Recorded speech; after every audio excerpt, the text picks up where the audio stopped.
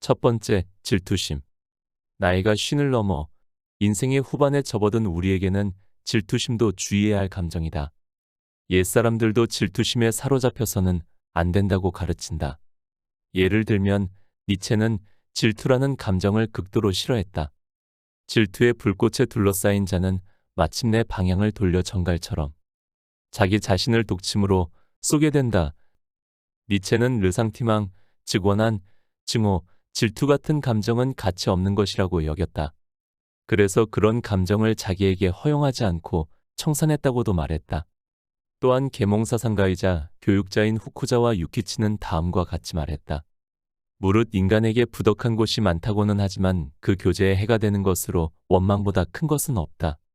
원망이란 남을 시샘하는 마음을 말한다. 세상에 부덕은 여러 가지가 있지만 남을 시샘하는 마음은 정말 어쩔 도리가 없는 것이다. 책 50부터는 인생관을 바꿔야 산다. 두 번째, 산. 공자는 다음과 같이 말했다고 한다. 지혜로운 자는 물을 좋아하고 어진 자는 산을 좋아한다. 이것은 지혜로운 자와 어진 자는 성질이 달라서 마음이 활발한 지혜로운 자는 흘러가는 물을 좋아하고 마음이 침착한 어진 자는 움직이지 않는 산을 좋아한다는 뜻이다.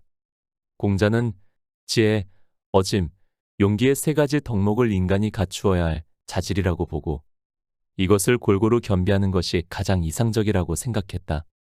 그 중에서도 공자는 어짐을 인간이 추구해야 할 가장 중요한 덕이라고 여겼다. 어진 자는 산을 좋아한다고 한다. 변화가 심한 것보다는 산처럼 확고하고 큰 것에 이끌리는 마음이 이해가 간다. 산이 좋다고 산을 집 안으로 옮겨올 수는 없다. 하지만 화초나 나무를 화분에 심어서 보기 좋게 가꾼 분재는 기를 수 있다.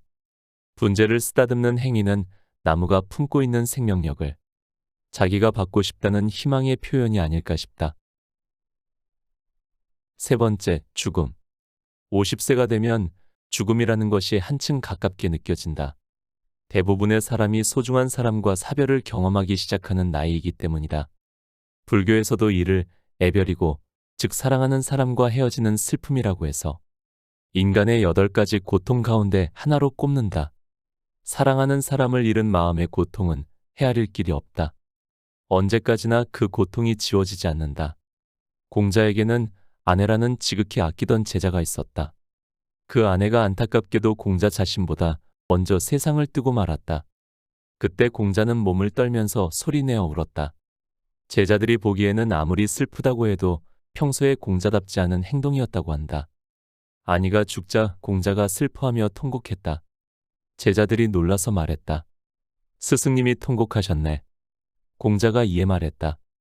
내가 통곡했는가 그를 위해 통곡하지 않으면 누구를 위해 통곡하겠는가. 또한 공자는 이렇게도 말했다. 아, 하늘이 나를 버렸구나. 하늘이 나를 버렸구나. 공자는 자신의 길과 학문을 진정한 의미에서 계승하고 발전시킬 사람은 아내밖에 없다고 생각했었다. 모든 희망을 아내에게 걸었던 것이다. 자기 후계자로 깊은 애정을 쏟았던 제자가 저 세상으로 떠난 슬픔을 공자는 하늘이 나를 버렸다고까지 표현한 것이다. 그 뒤 어떤 사람이 제자 중에 누가 학문을 좋아한다고 생각하십니까? 라고 물었을 때 공자는 이렇게 대답했다. 아내라는 자가 있어서 배움을 즐기고 남에게 화도 내지 않고 같은 실수를 반복하지 않았습니다. 그러나 유감스럽게 요절해서 지금은 없습니다. 그 이외의 진정한 의미에서 학문을 즐기는 자는 없소이다. 네 번째, 부러움.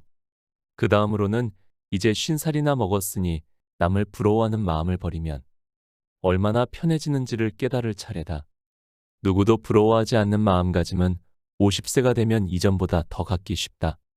50세는 죽고 나면 모든 것이 아무런 가치가 없다는 생각이 드는 시기이기도 하기 때문이다. 죽은 다음에는 100억이 있든 1000억이 있든 다를 바 없다. 5억이든 10억이든 무슨 상관인가. 만약 아무것도 없어도 별 상관없다. 그런 게임 오버의 순간이 머지않아 다가온다고 생각하면 사회적인 성공이나 실패가 남은 인생에 얼마나 의미가 있을까 하는 생각이 든다.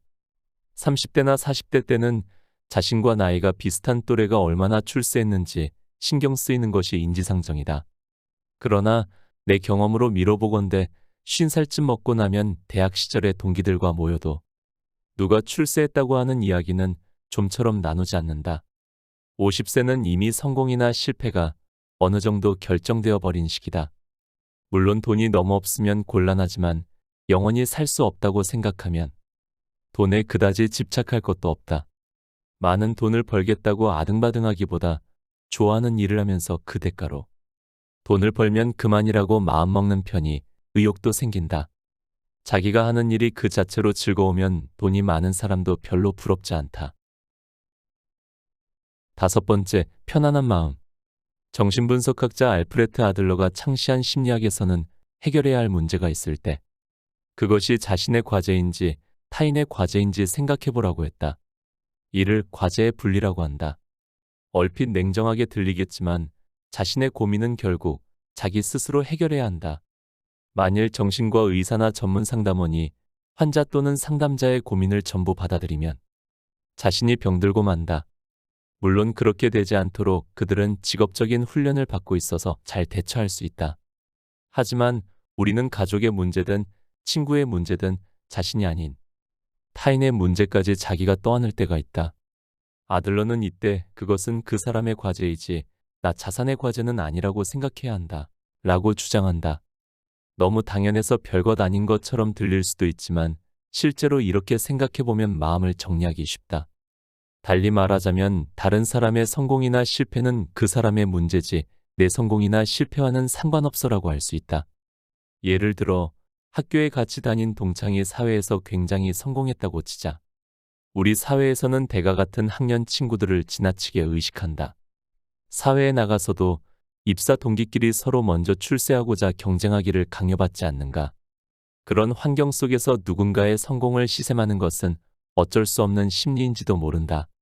그때 누군가가 출세한 것을 자신이 때를 만나지 못해 출세하지 못한 것과 전혀 상관없는 일이고 남의 행불행은 자기 문제가 아니라고 선을 그으면 질투심에서도 벗어날 수 있다. 6번째, 자신을 표현하는 것. 나이가 50에 이르면 체력뿐 아니라 의욕도 떨어져서 정신적으로도 하얀 곡선을 그릴 수 있다. 그럴 때 영혼을 흥분하게 하는 방법을 생각해보자. 분자생물학자이자 스쿠바 대학 명예교수인 무라카미 가즈오는 예전에 유전자의 스위치를 켠다라는 표현을 썼다. 잠들어 있던 DNA에 불을 붙인다고나 할까. 내 나름대로 해석하자면 뛰어난 인재를 만나고 자극을 받아서 자신도 무언가 도전해보고 싶다는 긍정적인 기분이 드는 것이다. 50세가 되면 의식적으로 이렇게 유전자의 스위치를 켜는 습관을 들이기 시작하자. 예를 들어 음악이든 그림이든 훌륭한 표현 예술을 접하다 보면 자신도 뭔가 표현하고 싶어진다. 즉 표현 욕구의 스위치가 켜진다. 50세부터 시작하는 것은 너무 늦지 않을까라고 걱정하지 않아도 된다. 정신문화에 관련한 표현은 나이와 상관없다. 중요한 것은 표현하는 것이다. 그 중에서도 춤이 가장 좋다고 생각한다. 춤이란 인간의 표현 욕구의 가장 원시적인 발로이며 특히 몸속의 에너지를 깨워주기 때문이다. 춤은 생명력을 높이고 에너지를 활성화해준다. 몸을 곧게 펴고 리듬에 맞추어 춤추는 것은 뇌를 맑게 해주는 효과도 있다. 그야말로 감성의 스위치가 켜지는 듯한 느낌을 맛볼 수 있다. 곁에 두고의 짧은 생각. 엘리베이터에서 이웃을 만납니다. 안녕하세요. 인사를 건넵니다. 바쁜 일상에서 인사를 주고받는 건 흔한 일이 아닙니다. 때론 인사가 멋쩍게 공허한 외마디로 끝날 때도 많습니다. 이는 회사에서도 마찬가지죠. 그래도 괜찮습니다. 상대가 인사를 받던지 말던지 상관이 없습니다. 저는 인사를 건넸기 때문입니다. 제가 할 수 있는 몫은 다 했으며 남은 건 상대방의 몫입니다. 상대방이 어떻게 하건 제가 했던 몫은 달라지지 않기 때문이죠. 반대로 상대방의 반응에 신경을 쓰다 보면 저의 인사의 가치도 그 사람에게 좌지우지 돼버리기 마련입니다. 받아주면 인사의 가치가 높아지고 안 받아주면 인사의 가치가 낮아지게 돼버리죠. 이 책에서도 말합니다. 그 일이 자신의 과제인지 타인의 과제인지 분리하라고 말이죠. 저의 과제는 인사에서 끝이고 상대방의 과제는 인사를 받아들일지 말일지 생각하는 겁니다. 상대방의 과제를 보고 제가 골머리를 썩지 말라는 마음가짐입니다. 마음가짐에 따라 하루의 기분이 달라질 수 있습니다. 나이가 들수록 나에게 집중합니다. 나는 충분히 잘하고 있습니다. 나는 그들을 존중합니다. 철저히 나를 생각하는 중년분들을 응원합니다. 오늘 곁에 둘 문장은 질투의 불꽃에 둘러싸인 자는 마침내 방향을 돌려 정갈처럼 자기 자신을 독침으로 쏘게 된다입니다. 함께 해주셔서 감사합니다. 책 50부터는 인생관을 바꿔야 산다를 읽고